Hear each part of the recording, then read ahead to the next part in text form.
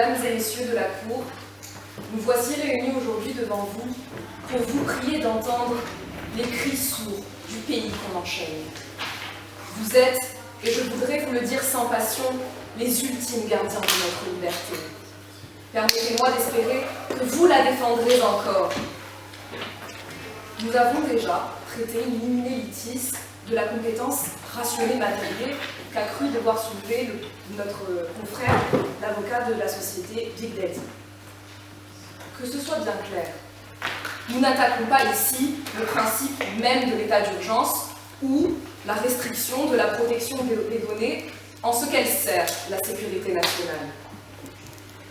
Nous voici devant vous, forts d'une toute autre lecture, celle de l'alinéa 1er de l'article 8 de la Convention européenne des droits de l'homme et du citoyen. Sur le droit au respect de la vie privée. Vous avez jugé en grande chambre, dans votre arrêt S et Marper contre Royaume-Uni en 2008, que le simple fait de mémoriser des données relatives à la vie privée d'un individu constituait une ingérence à l'article 8 relatif au droit qui garantit le respect de la vie privée, du domicile et de sa correspondance.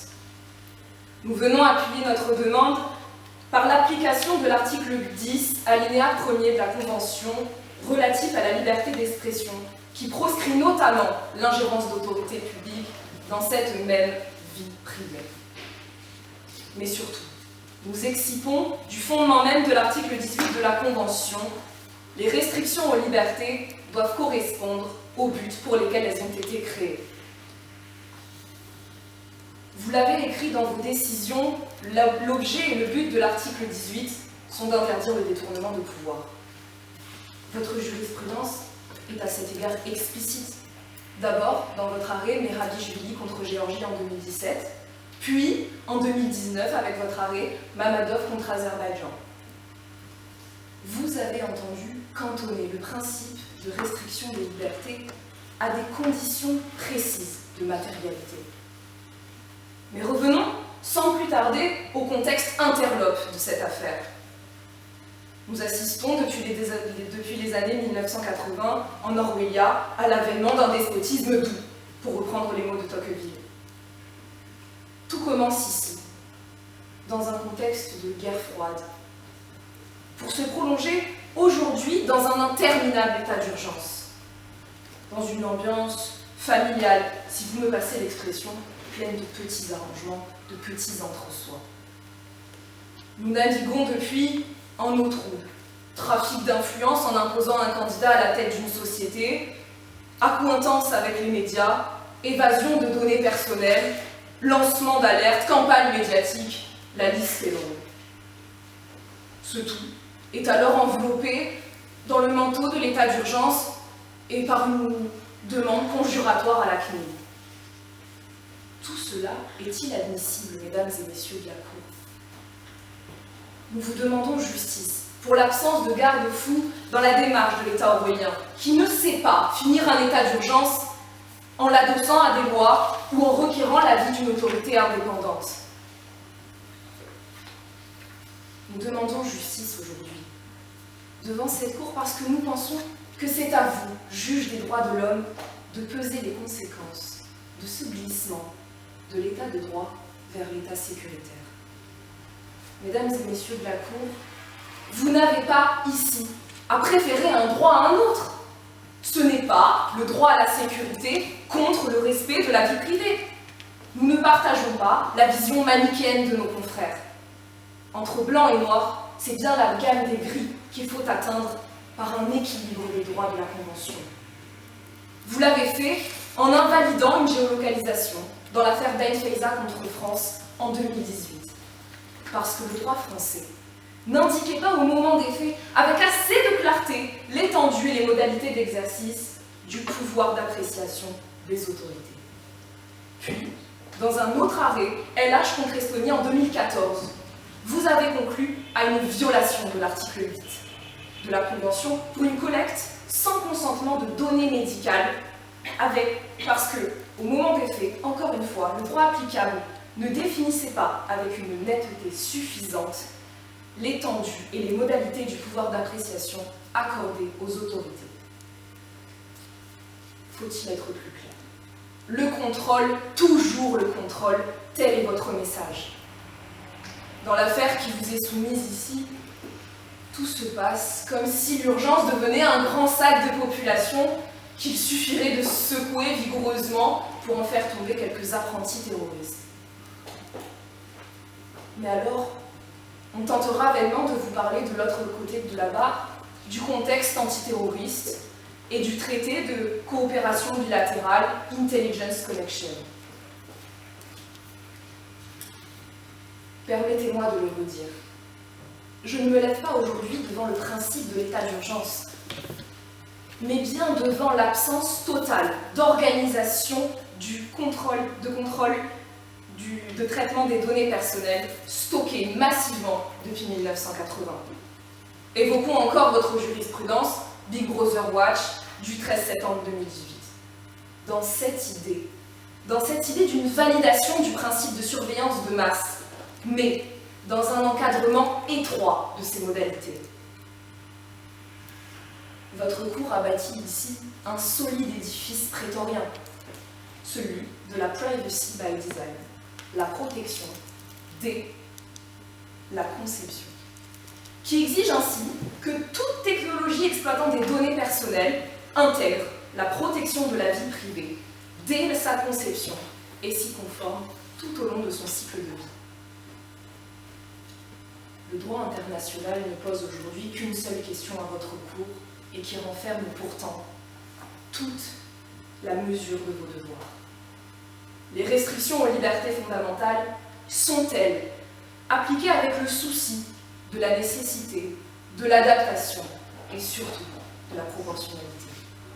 Je laisse Maître Langben vous démontrer qu'il m'en est.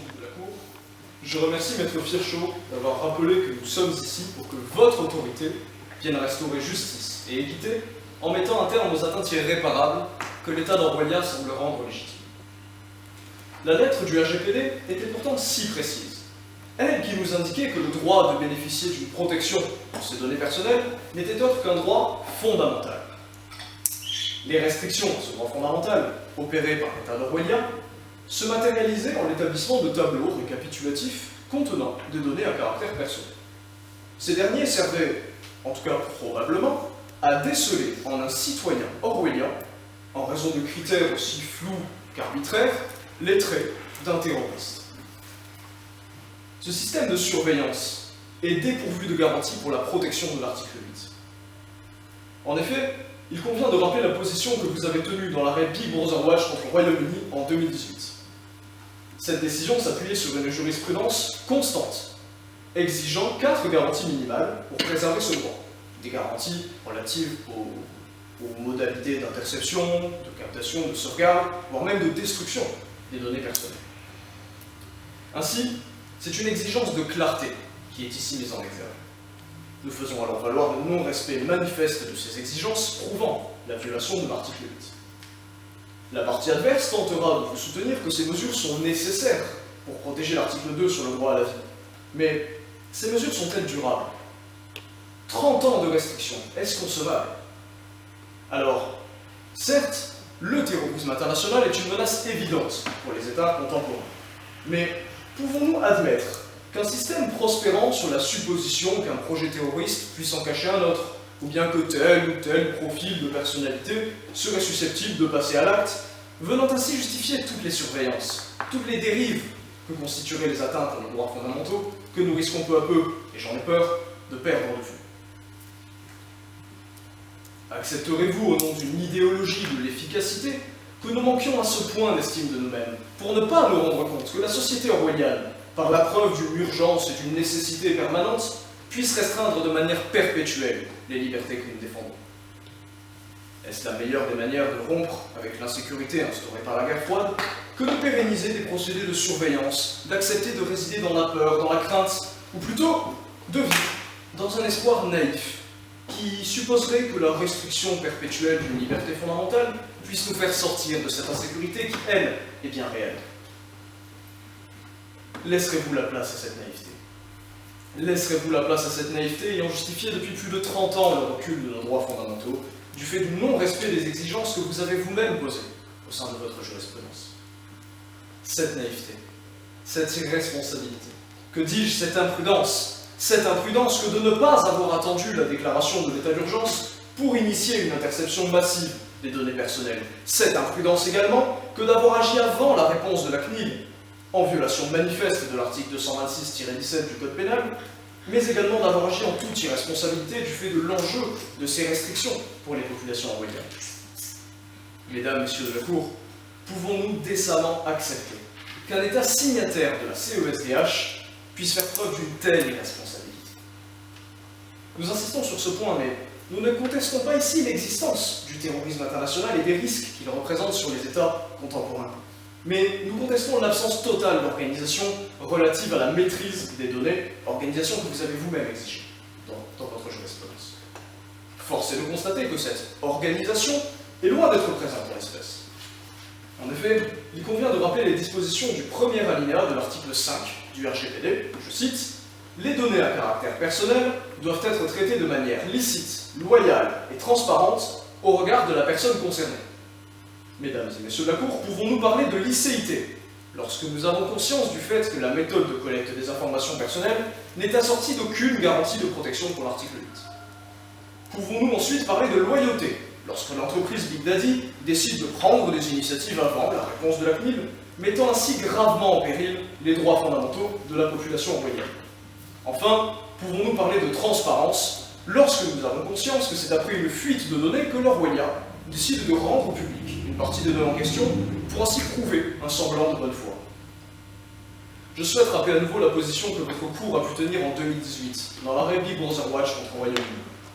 Dans cette décision, vous indiquez que le principe de surveillance de masse peut être admis, certes, dans la mesure où celui-ci est étroitement encadré. Votre position, que vous avez clarifiée dans l'arrêt Centrum for Rättvisa contre Suède en 2021, était la suivante.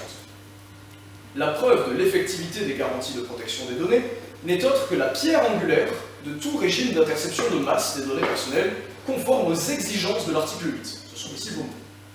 Alors, laisser à la disposition de l'État orwellien une telle liberté, faisant obstacle à toutes les garanties de protection de nos droits fondamentaux, reviendrait à donner un blanc-seing à toutes les libertés citoyennes.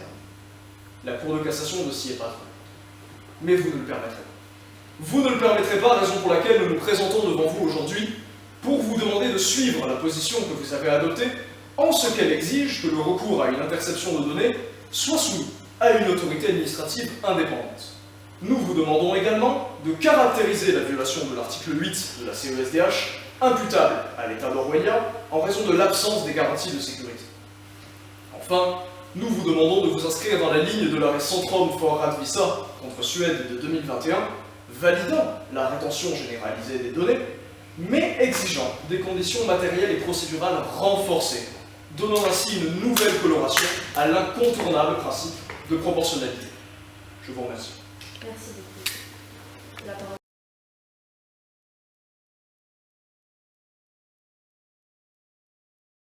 Mesdames et messieurs les membres de la Cour, nous vous remercions.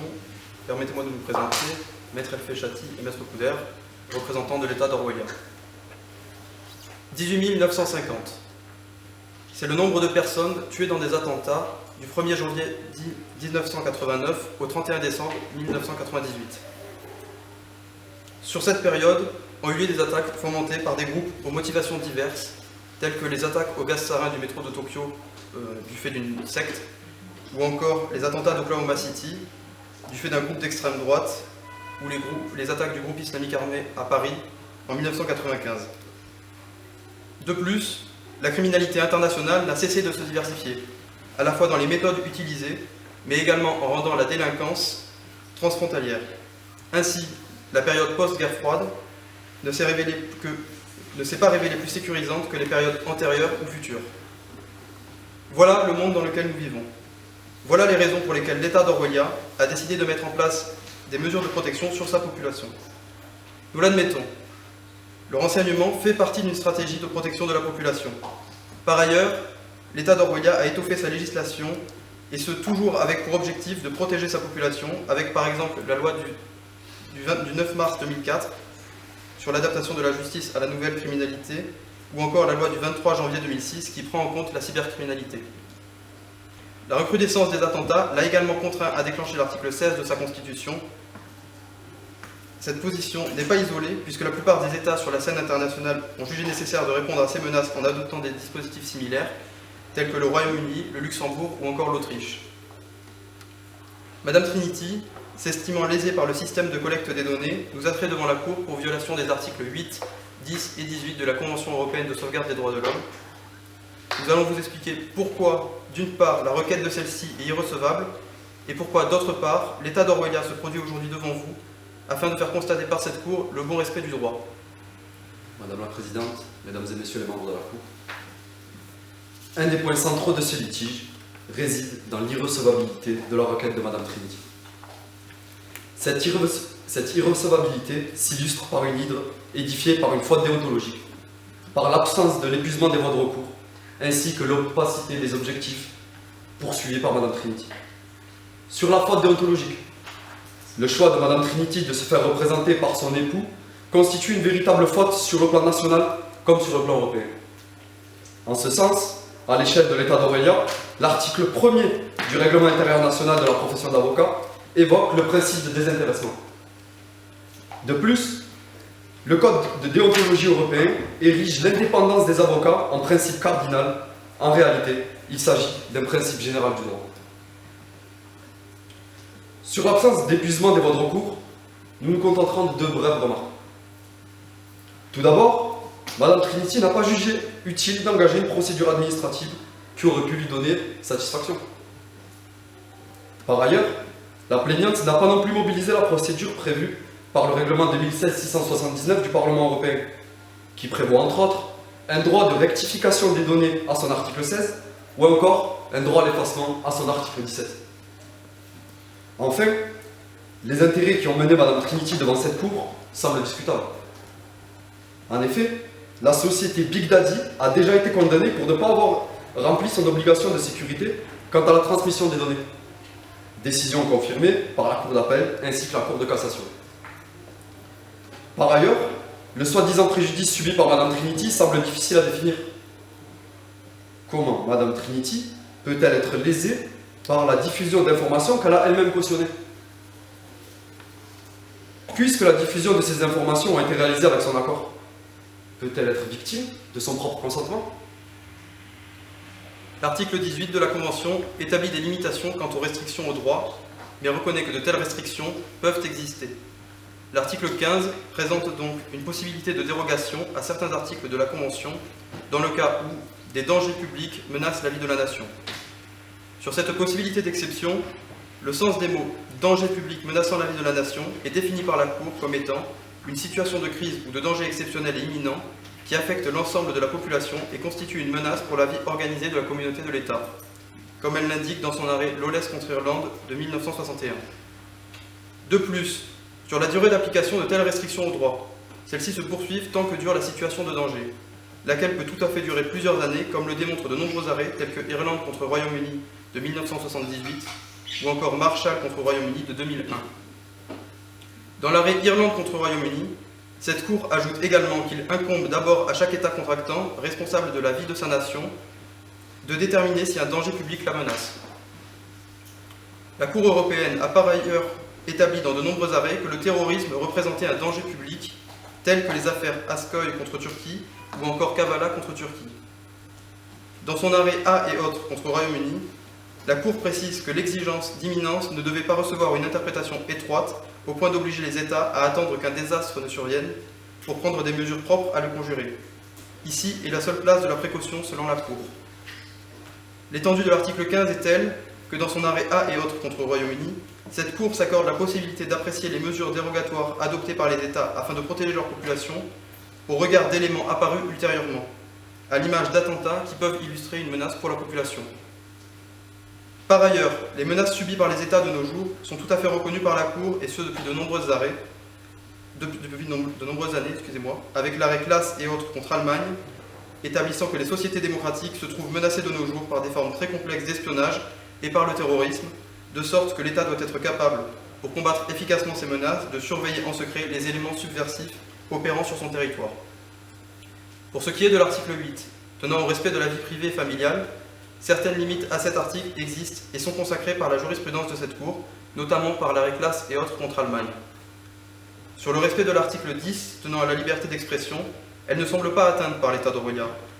On constate en effet sur son territoire une multitude d'organes de presse et de moyens de diffusion garantissant la pluralité de la presse, le pluralisme étant reconnu comme un moyen essentiel à la liberté d'expression par l'arrêt Lingens contre Autriche. Par ailleurs, et parce que cette pluralité ne suffit pas à elle seule à garantir la liberté d'expression, le pluralisme des avis, consacré par l'arrêt Manol et autres contre Moldova, apparaît également respecté par l'État d'Orwellia. Si ce pluralisme n'était pas garanti par la législation de l'État d'Orwellia, comment l'article de M. Pygmalion aurait-il pu paraître? Si l'État d'Orwellia a dû porter atteinte aux droits et libertés garantis par la Convention, c'est bien car il y était obligé par la force des choses, afin de protéger sa population. Pour autant, ces restrictions temporaires à certaines garanties de la Convention l'ont toujours été en respectant celles-ci. Enfin, et pour revenir sur les actions internes de l'État d'Orwellia, si l'état d'urgence a été décrété en 2013 dans le respect de l'article 16 de sa Constitution, et afin de faire face à une vague d'attaques sans précédent, il ne s'agit là que d'un acte de gouvernement approuvé par le peuple par le biais de ses représentants et ayant un terme. Si les sociétés démocratiques ont besoin de lanceurs d'alerte pour dénoncer certains abus, encore faut-il cerner ce que représente ce statut particulier. Un lanceur d'alerte est une personne qui, dans le contexte de sa relation de travail, révèle ou signale un état de fait mettant en lumière des comportements illicites ou dangereux, qui constituent une menace pour l'homme, l'économie, la société, l'État ou l'environnement, c'est-à-dire le bien commun, l'intérêt général. Les lanceurs d'alerte bénéficient d'ailleurs de multiples protections face au risque de licenciement ou encore de menaces. Mais qu'en est-il du statut de M. Pygmalion? Peut-il être qualifié de véritable lanceur d'alerte? Tout d'abord, prenons l'article 27 de la loi du 29 juillet 1881 sur la liberté de la presse qui dispose que la publication, la diffusion ou la reproduction, par quelque moyen que ce soit, de nouvelles fausses, de pièces fabriquées, falsifiées ou mensongères, attribuées à des tiers lorsque, faites de mauvaise foi, elle aura troublé la paix publique ou aura été susceptible de la troubler, sera punie d'une amende de 45 000 €. Pour caractériser le délit de fausse nouvelle de nature à troubler la paix publique, il est nécessaire de démontrer 4 critères. Concernant la publication, il est important de relever que le délit peut être réalisé par n'importe quel moyen. Support papier, support audiovisuel, téléphonie, voie satellitaire, câble ou Internet. La publication dans ce litige ne fait aucun doute. Elle apparaît au travers du tableau disponible en annexe 4. Quant à la notion de fausse nouvelle, elle est définie par la jurisprudence interne de l'État d'Orwellia en 1988 comme un fait précis et circonstancié. En outre, la jurisprudence rappelle que la nouvelle doit revêtir un caractère fallacieux. Je cite, « La nouvelle doit être fausse, c'est-à-dire mensongère, erronée ou inexacte dans la matérialité du fait et dans les circonstances. » Précision cette fois-ci des juridictions internes en 1998. En ce sens, M. Pygmalion a permis la publication d'adresses IP manifestement erronées. À propos du trouble à la paix publique, il n'est pas nécessaire que la fausse nouvelle ait effectivement troublé la paix publique, mais il suffit qu'elle ait été susceptible de la troubler. Précision, cette fois-ci, de la Cour de cassation le 26 juin 1968. À cet égard, la publication de M. Pygmalion a provoqué l'indignation de plusieurs citoyens, troublant au passage leur quotidien et donc la confiance en leur gouvernement. Enfin, pour que le délit de fausse nouvelle soit constitué, le ministère public doit démontrer la mauvaise foi de l'auteur de la fausse nouvelle. La jurisprudence de la Cour de cassation considère que la mauvaise foi se caractérise par la connaissance tant de la fausseté du fait publié que du trouble qui pouvait en résulter. C'est donc par une interrogation que se termine cette brève démonstration. Comment un chercheur du MIT peut-il se tromper sans aucune mauvaise foi sur des adresses IP, véritable fondement de l'informatique? À partir de ce constat, le brouillard sur le préjudice de Madame Trinity ne fait que s'épaissir. Ce brouillard qui tend plus à créer un trouble dans l'unité de l'État d'Orwellia qu'à une réelle réparation au soi-disant préjudice de la plaignante. Enfin, l'État d'Orwellia agit dans le cadre de la loi pour répondre à une situation de crise. Pour citer Montesquieu, parmi les peuples les plus libres, il y a des cas où il faut mettre, pour un moment, un voile sur la liberté, comme l'en cachent les statues des dieux. Plaise à la cour de dire et juger que des excuses publiques sont dues par Madame Trinity à l'égard d'Aurelia dans la presse générale et spécialisée. Que les requérants doivent être condamnés aux dépens, au remboursement de tous les frais impliqués par la procédure et également au remboursement des honoraires des avocats de l'État d'Aurelia. Madame la Présidente, Mesdames et Messieurs les membres du jury, nous vous remercions.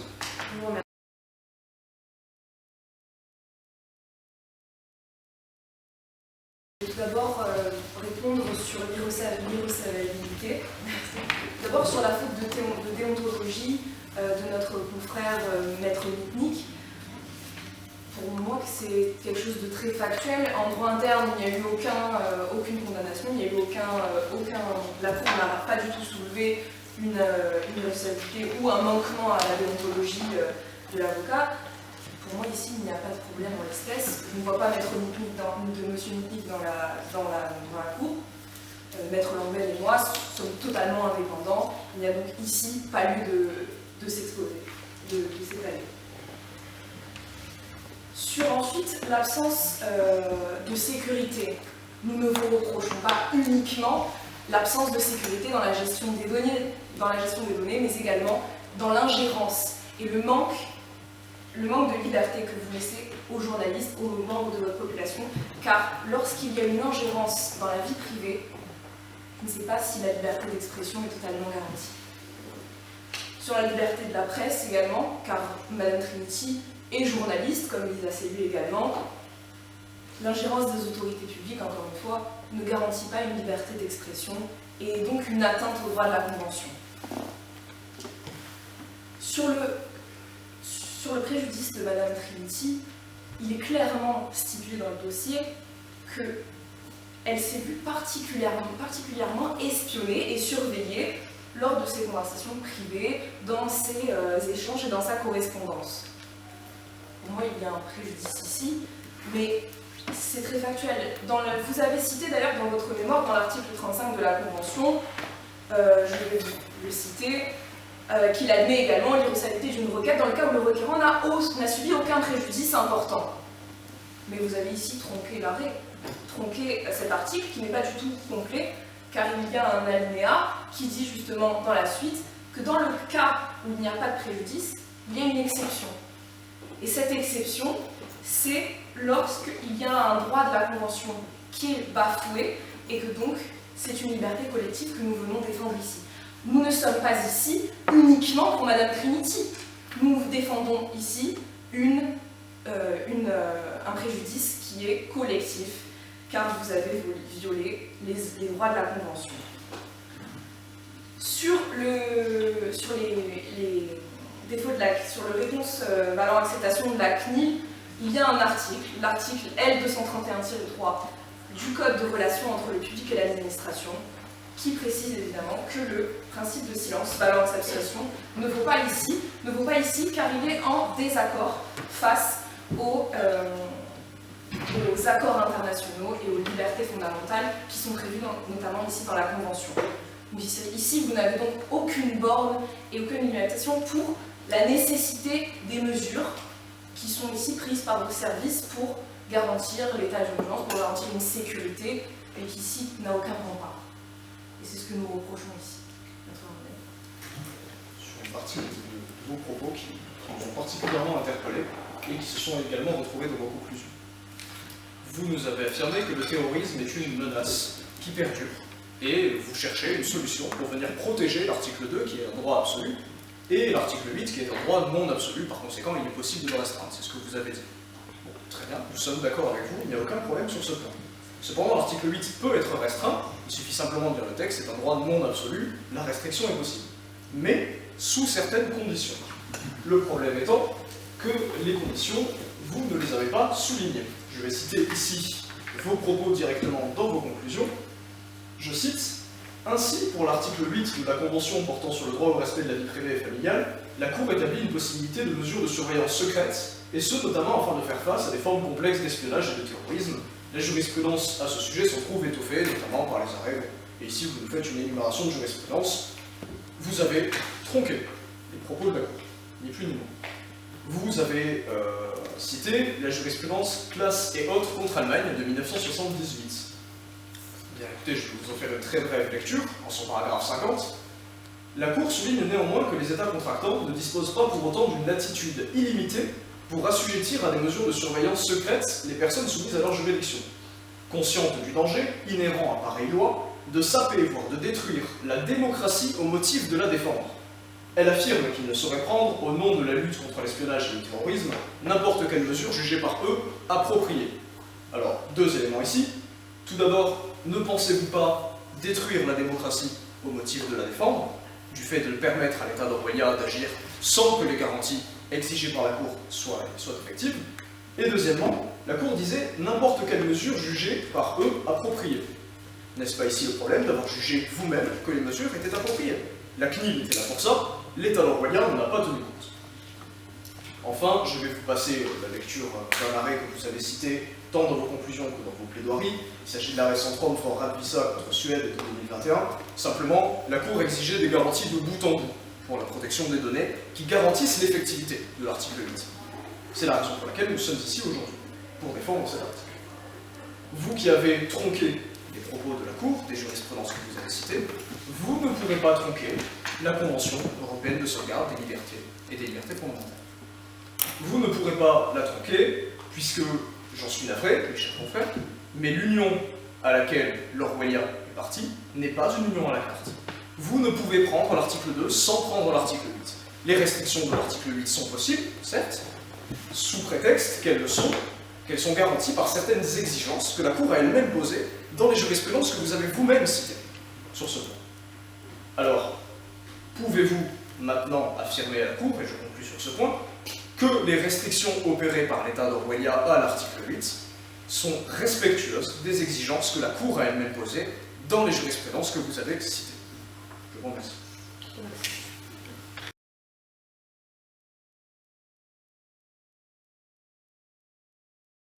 Par la partie adverse, le principe de précaution est nommé, avec semble-t-il une volonté que ce principe soit aujourd'hui étendu aux mesures de sécurité adoptées par les États. Si ce principe est valable sur le domaine environnemental ou encore de la santé, il n'a pas lieu d'être sur les mesures adoptées souverainement par les États. La qualification de tels actes tient alors de la proportionnalité des mesures adoptées et non d'un éventuel principe de précaution. La nécessité de mesures proportionnelles aux différents intérêts en jeu est rappelée dans l'arrêt Lipscher contre Autriche de 2021. Pour autant, ce principe d'une atteinte à un droit protégé proportionné au but légitime poursuivi est confirmé par une jurisprudence importante, notamment l'arrêt de John contre Royaume-Uni de 1981. Le but du principe de proportionnalité est d'atteindre l'équilibre entre l'objectif poursuivi et les moyens employés pour y parvenir. En l'espèce, l'État d'Orwellia estime avoir usé des méthodes les plus adaptées pour garantir ce principe de proportionnalité, mais également pour satisfaire à la protection de sa population, à la fois en limitant sa présence au maximum, mais également en assurant l'efficacité de l'action publique dans la recherche de personnes voulant attenter à la quiétude de la population d'Orwellia. La série d'attentats qui a frappé l'État d'Orwellia a remis au cœur des préoccupations la question sécuritaire et son corollaire, certaines limitations des libertés individuelles au profit de la sûreté. Sans vouloir paraître exhaustif, plus d'une dizaine de lois ont été mises en place entre 2001 et 2014. Il est possible de citer la loi relative à la sécurité quotidienne de novembre 2001, qui crée le délit de financement d'actes terroristes, celle relative à la lutte contre le terrorisme de 2006, ou encore toutes celles de 2012-2014. Inutile ici de réciter face à cette cour chaque loi en expliquant leur portée et la date de leur publication. L'objectif est seulement de montrer que l'État d'Orwellia s'est doté d'un véritable arsenal juridique qui s'inscrit aujourd'hui dans un contexte bien large, celui de la lutte contre le terrorisme.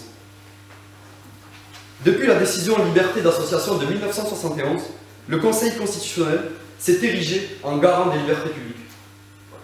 Incarnant le rôle de gardien de l'équilibre entre la sauvegarde de l'ordre public et les libertés fondamentales, le Conseil constitutionnel rappelle dans sa décision concernant la loi d'orientation et de programmation relative à la sécurité de 1995, je cite, qu'il appartient au législateur d'assurer la conciliation entre ces objectifs de valeur constitutionnelle et l'exercice des libertés publiques constitutionnellement garanties, au nombre desquelles figurent la liberté individuelle et la liberté d'aller et venir.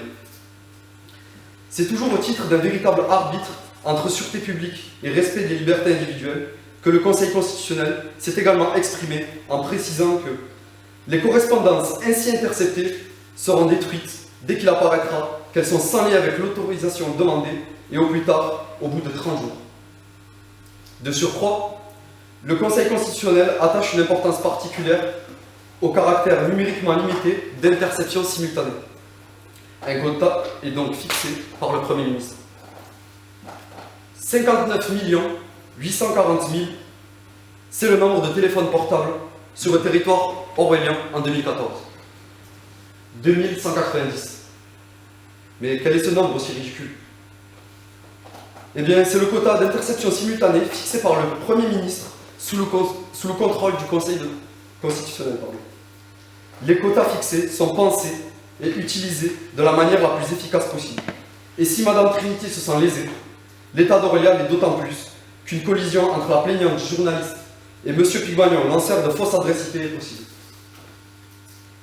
Tout d'abord, sur l'annulation du principe d'absence, énonçant que l'absence de décision de la CNIL vaut acceptation, c'est vrai que ce principe ne vaut plus aujourd'hui, mais ce depuis seulement un décret du 17 mars 2016.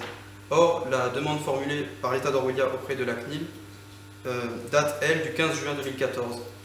Ma question au défenseur de Mme Trinity est donc, est-ce que, quand il s'agit de l'État d'Orwell, le principe de non-rétroactivité perd-il de sa valeur? Ensuite, en ce qui concerne l'attention particulière dont a fait l'objet Mme Trinity, celle-ci nous semble justifiée au regard des contacts qu'elle a pu avoir avec M. Pygmalion, qui était alors un agent des services de renseignement d'un État qui n'était pas orwellien.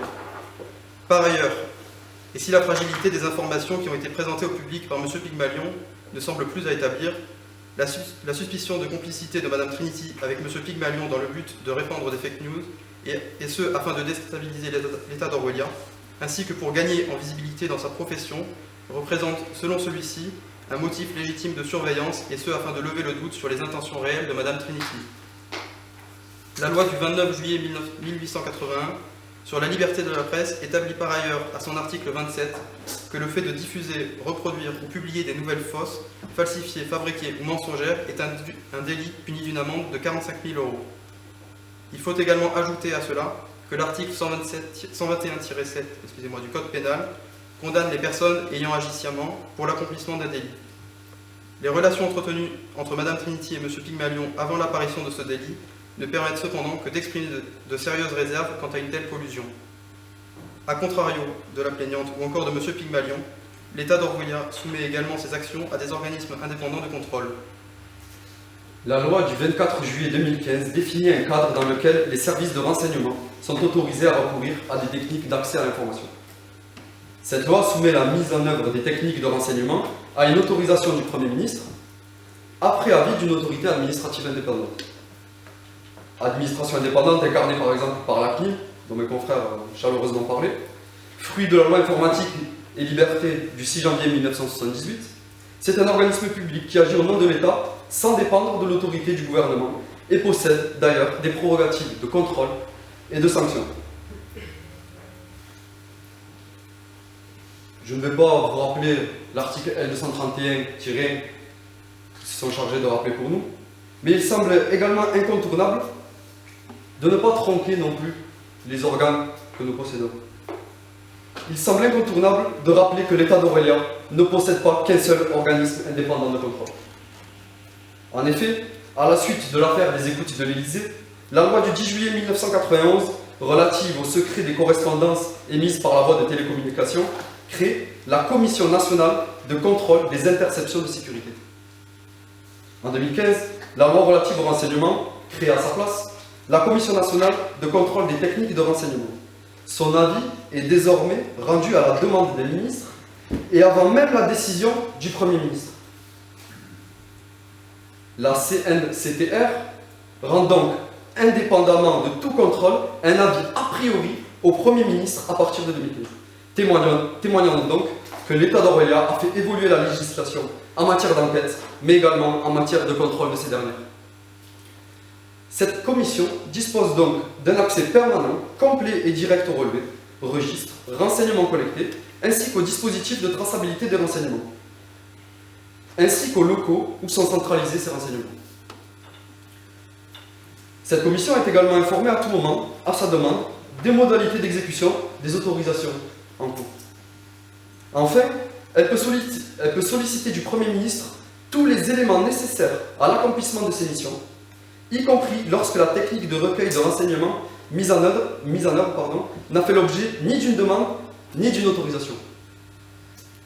Les dangers augmentent, les risques d'une attaque ne font plus de doute. Et plutôt que de rester passif face à la situation, l'État d'Orwellia a décidé d'agir. Par le biais de techniques de renseignement, concrétisant seulement le travail des enquêteurs, ou encore en légiférant sur le terrorisme. Les deux parties de ce litige souhaitent au final voir la même chose à la une des journaux, mais pas pour les mêmes raisons. Là où Madame Trinity souhaite y paraître pour briller, l'État d'Orwellia souhaite qu'elle y figure pour ne pas encore avoir observé une minute de silence pour un frère, une sœur ou le parfait inconnu qui ne méritait pas de mourir. Alors oui, les libertés sont restreintes, mais dans un cercueil, il n'y a plus rien à restreindre. Madame la Présidente, Mesdames et Messieurs les membres de la Cour, nous vous remercions. Je vous remercie. Chers confrères, mesdames et messieurs de la Cour, je veux juste rappeler que nous ne sommes pas ici pour statuer sur les faits. Donc, finalement, je ne vais pas revenir là-dessus, c'est surabondant, je pense. La Cour est ici pour savoir s'il y a une violation, oui ou non, du droit que nous venons de vous parler. Arsenal juridique, guerre, espionnage, ordre, votre champ lexical est loin d'un régime démocratique, peut-être, mais les libertés manquent un peu.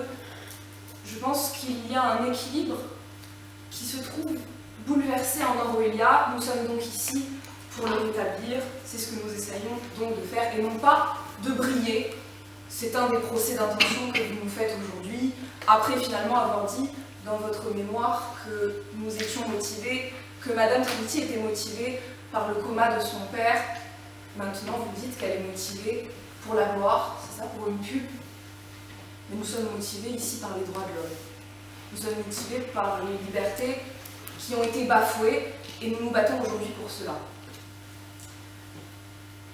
Elle n'a donc aucune intention de faire sa publicité, comme vous le dites, et d'ailleurs, ce n'est pas ici la question, les intentions sont propres à Madame Trinity, ce n'est en aucun cas ce que la Cour doit statuer aujourd'hui, ni sur les faits, ni sur les morts qui sont à déplorer dans vos pays. J'en suis désolée, vos objectifs sont louables, et nous ne critiquons pas vos mesures, nous critiquons vos mesures, mais nous ne critiquons pas la pertinence de celles-ci. Nous, évidemment, le régime d'état d'urgence peut se légitimer, mais non pas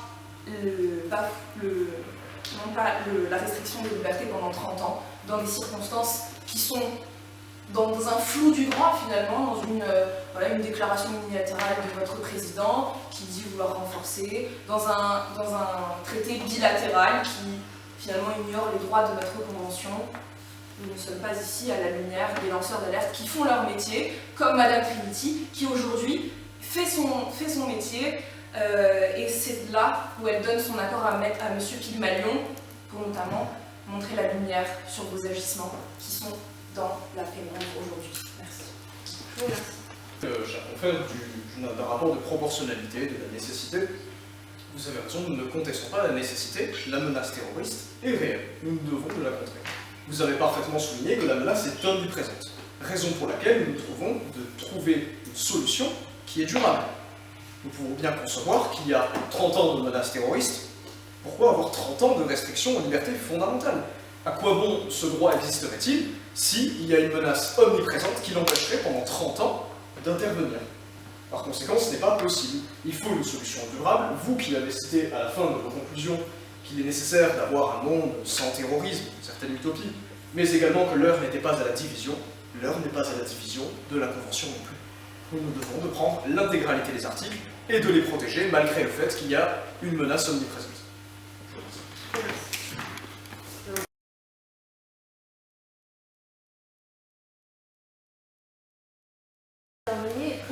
Trinity, finalement, est un intérêt collectif.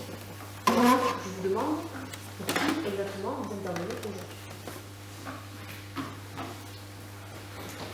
Nous intervenons évidemment toujours pour Madame Trinity, nous sommes ses conseils, mais je pense que les libertés qui ont été bafouées aujourd'hui surpassent Madame Trinity. Elles sont au-dessus, car ce n'est pas uniquement Madame Trinity qui se sent aujourd'hui victime d'un préjudice, il n'y a pas qu'elle.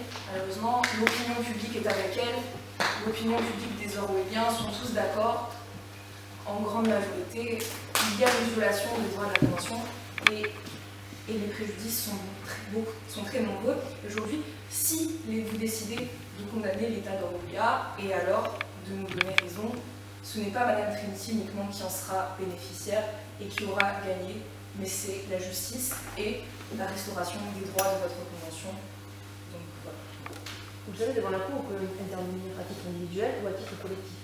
Donc ce que je vous demande aujourd'hui, c'est est-ce que vous intervenez à titre individuel ou à titre collectif? À titre individuel pour Madame Trinity, mais je parlais plus de la portée de la décision. Merci. Merci Madame la Présidente. J'ai une question pour les avocats de Madame Trinity et une question pour l'État d'Orwellia. Tout d'abord pour les avocats de Madame Trinity. Alors, je laisserai les questions de droit européen à mon collègue. Vous savez placer le terrain, évidemment, les questions sur le terrain du droit international. Vous savez affirmer que la question du droit international, et notamment la nécessité, la proportionnalité des mesures. Je me demande s'il n'y a pas un autre concept clé du droit international pour cette affaire, notamment le concept de la responsabilité des protégés d'un État vis-à-vis de sa population. Et c'est vrai que vous n'avez pas dit que l'État d'Orwellia est un État autoritaire, ça vous ne l'avez pas dit. Néanmoins, est-ce que vous ne défendez pas un peu la vérité quand vous affirmez que l'État d'Orwellia fait du despotisme doux? Je réponds vraiment exactement, il me semble.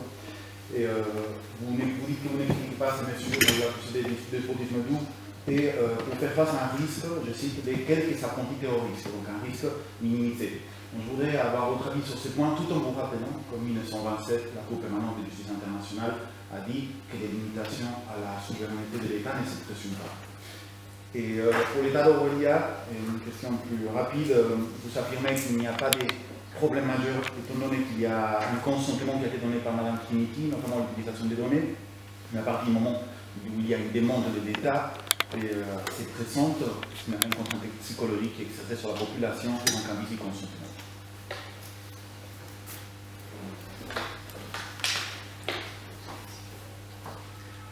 Par rapport à votre question, justement, c'est les mots de Tocqueville, pas les nains, je ne vais pas me les approprier à tort. Mais oui, tout à fait, un despotisme doux, je parlais de cela, parce qu'il y a des apprentis terroristes. Donc, les apprentis terroristes, je ne veux pas minimiser par là les attaques de l'État orwellien, évidemment, Mme Trinity est elle-même issue de cet État, on ne me permettrons pas cela. Les apprentis terroristes, car pour moi, finalement, les conversations, les visites de sites terroristes, je ne sais pas, les modes secrets d'espionnage de l'État orwellien, et tout cela ne fait pas des gens des terroristes. Ils ne sont pas encore des terroristes. Ils n'ont pas encore commis du terrorisme. Ils sont alors présumés, ils sont espionnés, probablement à travers un fichier S, etc. Mais ils sont encore apprentis. C'est tout cette... voilà, c'est donc à l'État orwellien qui décide qui est terroriste, qui ne l'est pas. On regarde les journalistes, on dit si ça va dans le sens de la politique actuelle du pays, alors oui, probablement qu'ils seront en attente sur le fichier du terrorisme ponctuel. Donc je ne veux pas minimiser, car il n'y a pas ici deux droits qui s'opposent, mais au contraire, nous voulons juste entourer ce droit à la sécurité qui, pour nous, a l'air un petit peu sans borne et sans rempart. Et je pense que c'est important aujourd'hui de poser ces remparts.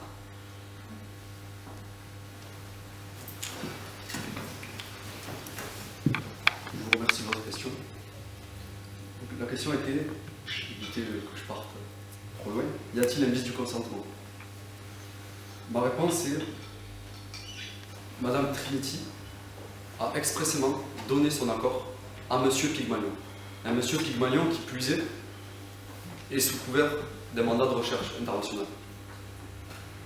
Je tiens quand même à rappeler au passage le chiffre 2190, c'est le quota fixé par le Premier ministre sur 59 millions de téléphones portables. Pensez-vous que les services de renseignement français vont s'attarder sur une simple journaliste pour aucune raison? Non.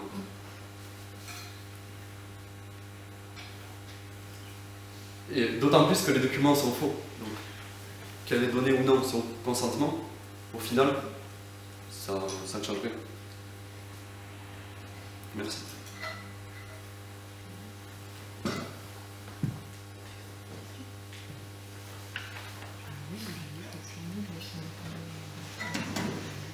Ok.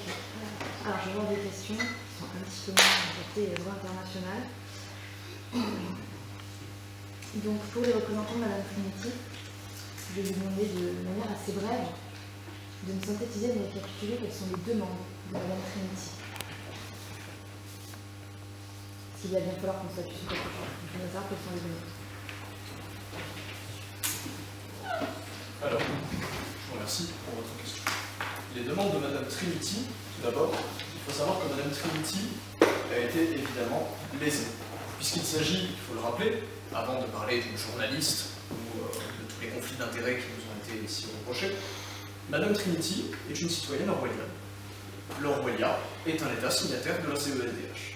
Donc, tout simplement, Madame Trinity se doit de bénéficier des droits pour lesquels son État, l'État duquel elle est ressortissante, pour lesquels son État s'est engagé. Donc, quelles sont ces demandes? En réalité, Madame Trinity a subi un préjudice. Nous demandons ainsi à la Cour réparation de ce préjudice, simplement parce que Madame Trinity se doit de bénéficier de cet article.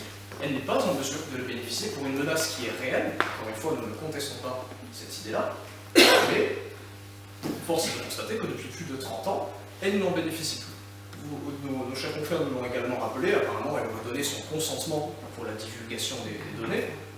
Elle a donné son consentement pour que son nom apparaisse dans un document qui apparemment est faux. Plus de cela. En réalité, Madame Trinity n'a jamais consenti à ce que ces données soient interceptées pendant plus de 30 ans. Et nous savons que, en tant que journaliste en plus, ces données et sa réputation sur Internet sont des choses qui sont très importantes pour elle. D'où son préjudice, que la partie adverse minimise en ce point. Alors non, pour répondre directement à votre question sur les demandes de Madame Trinity, Madame Trinity étant lésée, nous demandons la réparation du préjudice qui lui a été causé par l'État d'Orwellia. Est-ce que vous pouvez qualifier ce préjudice? Vous me parlez de préjudice et vous le qualifiez comment? Alors qu'il me semble quand même tout à l'heure dans ce que vous leur répondiez, vous disiez que c'était un préjudice qui n'avait pas nécessairement besoin d'être caractérisé parce qu'il y avait certaines conditions, certaines fois, on n'avait pas besoin de préjudice. Mais là, visiblement, il y a un préjudice. D'où la question, quelle est ma demande et quel est le préjudice? Dans tous les cas, voilà, nous demandons surtout une condamnation de l'État orwellien pour manquement à la Convention européenne de sauvegarde des droits de l'homme. Nous demandons surtout ça, évidemment, le préjudice, s'il y en a un, mais je le disais dans le cas, même s'il n'y avait pas de préjudice, parce qu'on discute le préjudice ici, mais il n'est pas obligatoire en l'espèce. Nous n'avons pas besoin d'un préjudice pour saisir votre recours et obtenir condamnation. Mais il y en a un, en effet, c'est une atteinte irréparable à la vie privée de notre cliente, une atteinte qui est injustifiée car elle est prévue par votre cour. Voilà. Vous pouvez le rôle. Oui, tout à fait. Les alliances ont été prises en citant les jurisprudences et notamment en vous appuyant sur le principe de proportionnalité. Si j'ai bien compris, les actes pris par l'État d'Orwellia sont justifiés par le principe de proportionnalité. Vous avez cité des jurisprudences, mais je souhaiterais quand même avoir des précisions sur votre en l'espèce, si je puis dire, comment vous qualifieriez cette proportionnalité?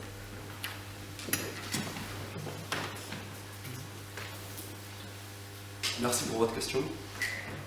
La proportionnalité ici s'exprime par les données chiffrées précédemment citées. Et un ratio mathématique peut très vite être fait entre 59 millions en 2014, c'est-à-dire qu'elles ont encore augmenté, 59 millions de communications téléphoniques pour 2190 interceptions, au quota fixé par le Premier ministre. Si c'était de la proportionnalité, je ne sais pas comment ça s'appelle. Merci pour votre réponse.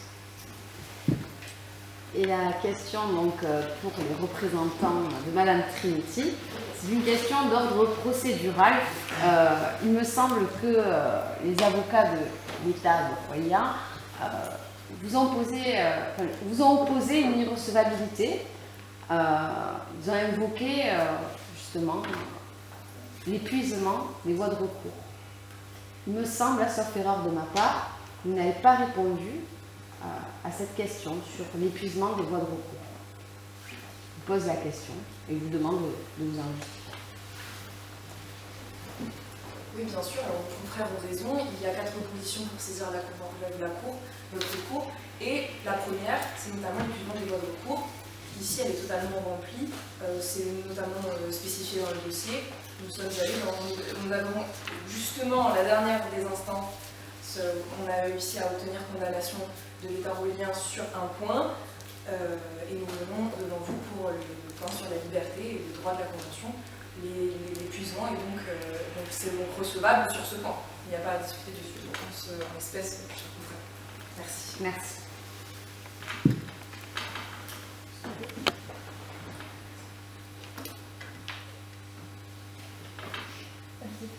Alors moi j'ai une question pour les défenseurs de l'État d'Orwellia. Alors ce serait une question qui serait plus politique que juridique. Après tout, vous me direz tout est politique. En fait, je voulais savoir, puisque vous dites que vous avez restreint, vous faites justement appel dans votre plaidoirie, vous dites que vous faites surtout appel aux conventions de protection des droits de l'homme, notamment vous faites surtout appel à leurs exceptions pour ne pas les appliquer, puisque vous dites qu'il y a des groupes terroristes. Mais après tout, est-ce que le terrorisme ne constitue pas le jeu de votre politique et n'avez-vous pas intérêt à ce qu'il continue, un peu dans une logique de stratégie d'attention?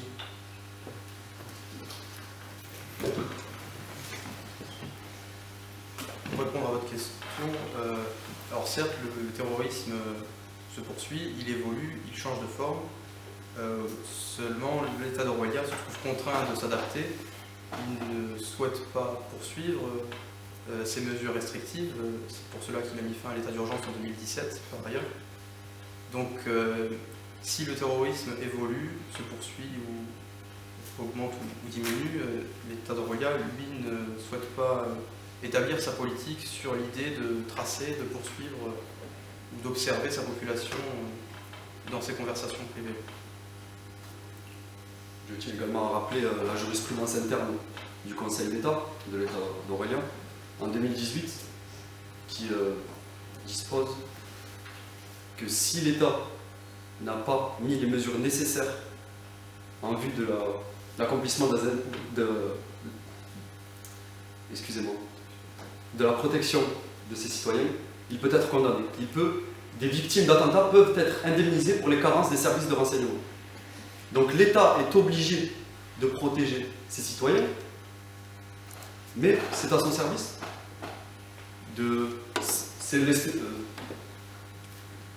Merci. Merci. Vous le savez, dans la proportionnalité, il y a plusieurs critères, notamment qui ont été soulevés par la Cour. Parmi eux, il faut que les mesures qui ont été prises soient nécessaires à la poursuite de l'objectif poursuivi. Est-ce que vous pensez que les mesures que vous avez prises sont vraiment nécessaires à l'objectif poursuivi? Est-ce qu'il n'y avait pas d'autres mesures qui auraient été possibles?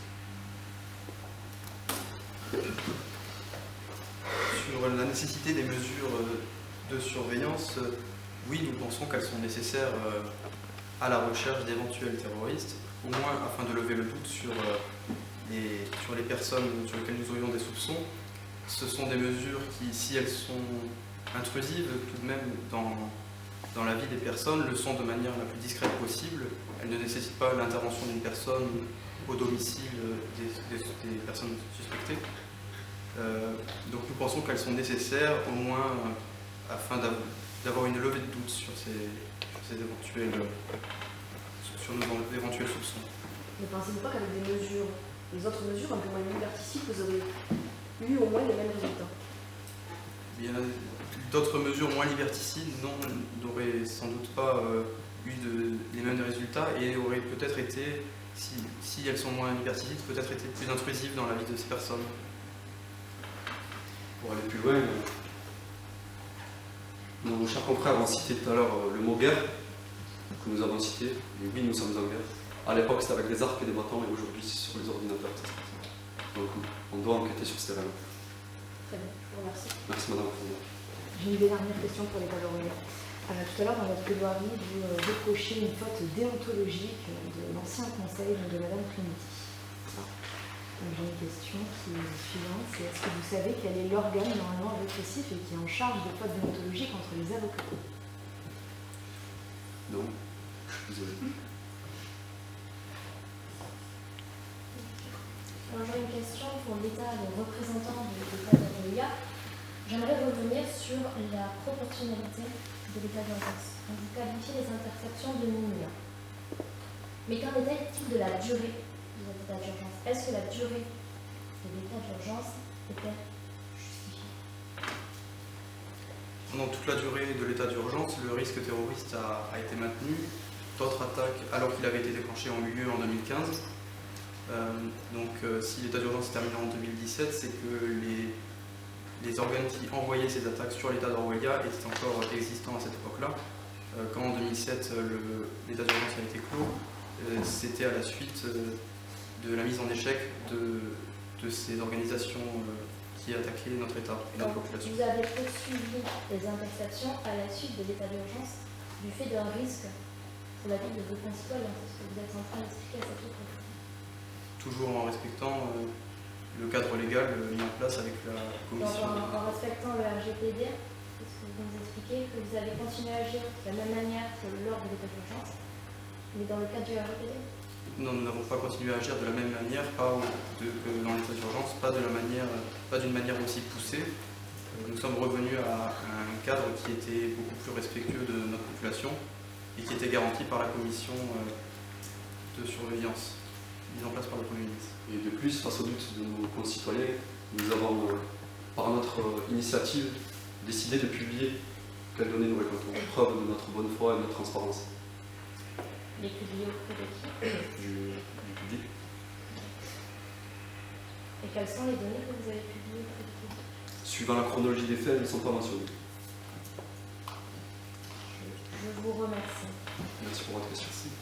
J'aurais également une question, si vous me permettez, Madame la Présidente, pour une volonté extensive de l'article 8 de la Convention, à tel point que c'est à se demander si finalement vous le feriez pas primer sur le besoin lié à l'état d'urgence. Merci. Vous nous avez parlé d'une vision extensive de l'article 8. En réalité, cette vision n'est pas la nôtre, puisque nous nous fondons sur des critères que votre cour a pu établir au cours de ses jurisprudences constantes depuis 1978. Alors, j'imagine que vous faites allusion donc, à la décision du 25 avril 1978. Or, ce serait davantage une conception dynamique. Dynamique, raison pour laquelle nous sommes aujourd'hui, nous nous présentons devant vous aujourd'hui, parce que la menace évolue. La menace était une certaine menace en 1978 qui n'est plus la même que nous rencontrons aujourd'hui et que l'État d'Orwellia rencontre. Alors, force est de constater que la menace étant omniprésente, en Orwellia et partout ailleurs, d'ailleurs, concernant la menace terroriste, il est nécessaire de trouver des mesures durables. Par conséquent, l'état d'urgence avec simplement des mesures d'accommodement au fur et à mesure, en faisant une brève restriction à un certain moment, puis à un autre, puis vous nous avez parlé d'un grand contexte législatif. En réalité, il est nécessaire de trouver des solutions qui permettent d'apporter des solutions durables à partir du moment où la menace, que nous constatons tous, et que nous ne contestons pas ici, est omniprésente. D'accord, mais pour en revenir à l'article 8, donc la Convention a été conçue pour évoluer, selon cette décision, à la lumière des conditions de vie actuelles. Mais actuellement, est-ce que le droit à la vie privée ne tend pas davantage à se restreindre, à s'étendre? Est-ce que finalement, la vision de la vie privée que vous défendez ne va pas à contre-courant des évolutions des mœurs et donc de la Convention de l'esprit de la Convention, dans le sens où elle a été créée. Vous n'ignorez pas par ailleurs que la doctrine qualifie parfois cet article 8 de fourre-tout. Simplement, cet article est un article qui est fondamental, au même titre que d'autres, au même titre que l'article 2. Et ce que nous défendons aujourd'hui, il s'agit du fait que l'article 2 est un droit non absolu. La restriction est possible sous certaines conditions, et nous en revenons aux jurisprudences que vous avez repris. Je vous remercie.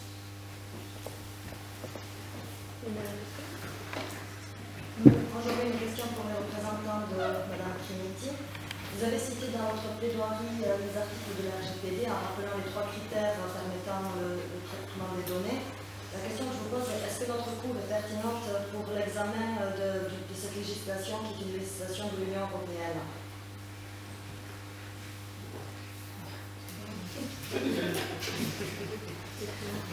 Alors évidemment, nous avons cité, d'ailleurs Maître Landen a cité le RGPD, évidemment vous avez suivi d'ailleurs de très près la jurisprudence de la CJUE, la Cour de justice de l'Union européenne, vous suivez de très près également ces sources normatives, ainsi que le RGPD, à votre convention, il est d'ailleurs très sensible, notamment que l'État en espèce fait partie de cette union et de l'Europe. Donc oui, vous êtes légitime à vous en inspirer et à vous inscrire dans cette continuité, comme dans la continuité de votre jurisprudence, de Central for Justice, de Brother Watch, qui sont des jurisprudences qui sont finalement très récentes. Donc par rapport, je vous dis sur la question de tout à l'heure, c'est une... oui, il y a évidemment avec les réseaux sociaux, avec la captation des données, les cookies, etc., une tendance à ce que la vie privée soit de plus en plus mise à mal par des acteurs qui sont de plus en plus multiples, mais ce n'est pas une raison pour évincer ce droit qui reste un droit central dans la Convention. Oui, il n'est pas fondamental, mais qu'est-ce qui est important? Il est le centre, pour moi, de votre jurisprudence. Il est très important parce qu'il est pris de la dignité humaine et on retrouve tout cela dans le RGPD. Le RGPD, il vient spécifier finalement une conception qui pourrait être extensive de l'article 8. Il vient apporter des critères qui sont encore plus précis parce que c'est vrai que c'est un peu quelque chose de très large cet article 8. Mais vous pouvez vous en inspirer, votre cours, de ce RGPD pour être encore plus précis dans l'application de ce droit si important pour tout le monde. Je rebondis juste, j'aurais juste une question pour les conseils de Madame Trinity. Est-ce que par hasard vous versez au débat des éléments qui permettraient de quantifier ce préjudice, qu'il soit moral ou matériel, par exemple sur l'atteinte à sa réputation, puisque vous disiez que vous êtes journaliste? Ma question est, est-ce que vous avez des éléments probants qui permettent de rapporter justement le contour de ce préjudice de Madame Trinity? Alors, je vous remercie. Nous n'avons pas chiffré le préjudice, nous apportons simplement les éléments qui permettent de déduire la portée de ce préjudice qui touche particulièrement Madame Trinity. Tout d'abord, Madame Trinity, comme je l'ai indiqué il y a quelques instants, subit un préjudice du fait qu'elle est ressortissante d'un État signataire de la CESDH. Donc, le simple fait du non-respect des engagements par rapport de son État lui cause un préjudice. Ensuite, concernant les éléments du fait que Madame Trinity est journaliste, la liberté d'expression, sa vie privée, ces éléments-là, sa réputation sur Internet, sont des éléments qui sont nécessaires de prendre en compte devant cette cour pour chiffrer le préjudice de Madame Trinity. Juste en précisant que je pense que la meilleure preuve a été devant vous, la diffamation qui a été faite, le procès d'intention qui a été fait par nos confrères en disant qu'elle était là par ego, c'est ça a été marqué noir sur blanc dans leur conclusion, dans leur mémoire conclusive. Elle est là par ego parce que son père est dans le coma. Ensuite, elle est là aujourd'hui pour faire sa publicité. Mais quel journaliste demain sur la scène médiatique aura encore une légitimité d'écrire un papier lorsqu'il sera souillé ainsi de la sorte par des avocats sur la scène internationale devant des magistrats? Je ne sais pas, pour nous la preuve est ici plutôt volatile car elle est écrite mais aussi écrite, voilà, tout simplement. Une dernière question. Il y a dans les juridictions internes une plainte pour diffamation à l'heure actuelle? De notre part? Oui. Contre qui? Contre les termes, par une diffamation? Non, il n'y a pas encore. D'accord, merci. peux rebondir sur la question du préjudice. Est-ce que vous pouvez nous donner donc, les critères, les caractères d'un préjudice qui puisse être indemnisé? Qu'est-ce que le préjudice indemnisable?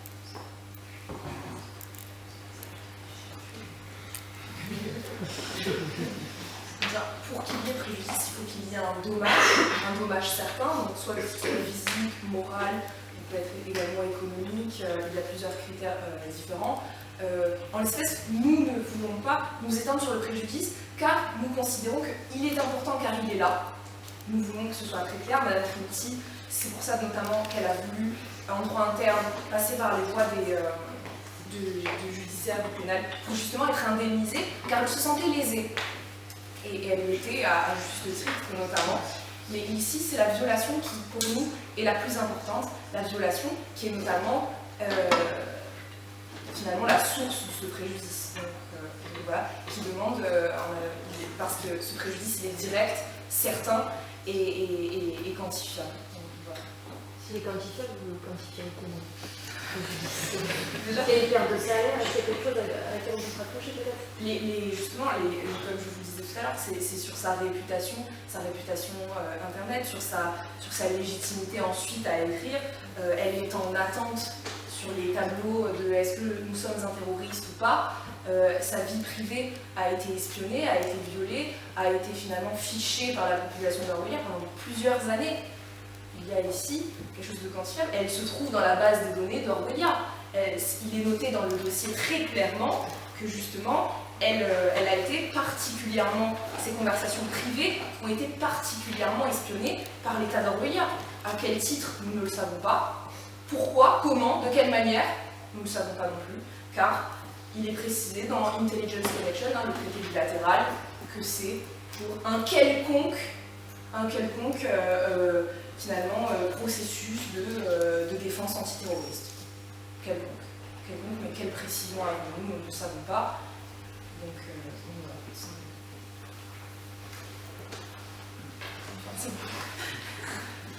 Vous demandez la réparation d'un préjudice, sous quelle forme? Est-ce que vous demandez dans ces cas-là, par exemple, vous achetez une somme d'argent en réparation du préjudice? Dans ces cas-là, vous faites une demande financière, un d'épargne, et on n'a pas d'éléments visiblement pour même la déterminer. Voilà, c'est pour ça justement que nous n'avons pas donné de somme précise à votre cours, car elle a justement donné plusieurs critères dans sa jurisprudence d'une échelle de validation de réparation pour quantifier ce préjudice. Et nous voulions laisser toute la latitude à la Cour pour estimer ce préjudice, estimer l'impact qu'a eu les propos d'Orwellia, l'émission dans sa vie privée, et donc voilà. Juste une question, du coup, vous nous demandez de juger sur une indemnisation qui est totalement abstraite. On peut partir de 0 à l'infini. En fait, ce sont particulièrement nos confrères qui sont venus sur ce terrain du préjudice en nous disant que c'est obligatoire d'avoir un préjudice pour saisir la Cour, ce que nous avons démontré qui était faux, selon l'article 35 de votre convention. S'il faut un préjudice, nous vous montrons qu'il y en a un. Nous vous précisons également que ce n'est pas nécessaire pour saisir votre cours et donc nous voulons surtout que vous statuiez sur le droit de votre convention qui vient d'être bafoué et qui a été violé dans l'article 8, l'article 10, etc. Merci. Juste une dernière question. Est-ce qu'on peut demander une indemnisation à l'euro symbolique dans la juridiction? Ça ne me pose pas de problème, aucun problème. Je vous pose la question si c'est possible ou pas. Ah oui, pardon. Oui, bien sûr, c'est possible. Merci.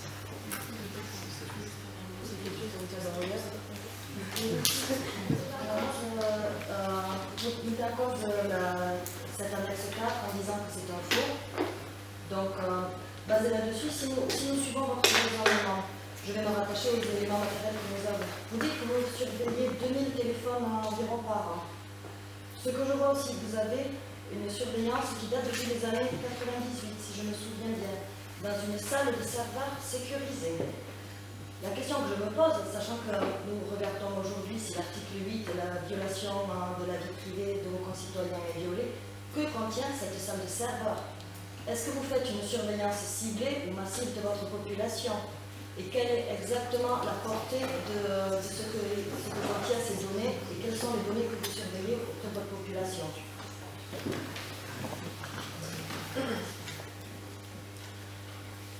Alors, le secret défense est un principe. Et je ne pourrais pas révéler ce qu'il y a précisément dans cette sécurité. Mais, en revanche, ce que je peux dire, c'est que toutes les suppositions sont possibles. Dans un extrême comme dans l'autre. J'aimerais revenir sur un petit point rapidement. Sur les voies de recours internes. Pourquoi Madame Trinity n'a pas utilisé un recours amiable ou un recours administratif pour justement se faire réparer ce préjudice? Préjudice qui demande à la Cour une fois de chiffrer, car même eux, ils l'ignorent, car il n'y en a pas. Voilà.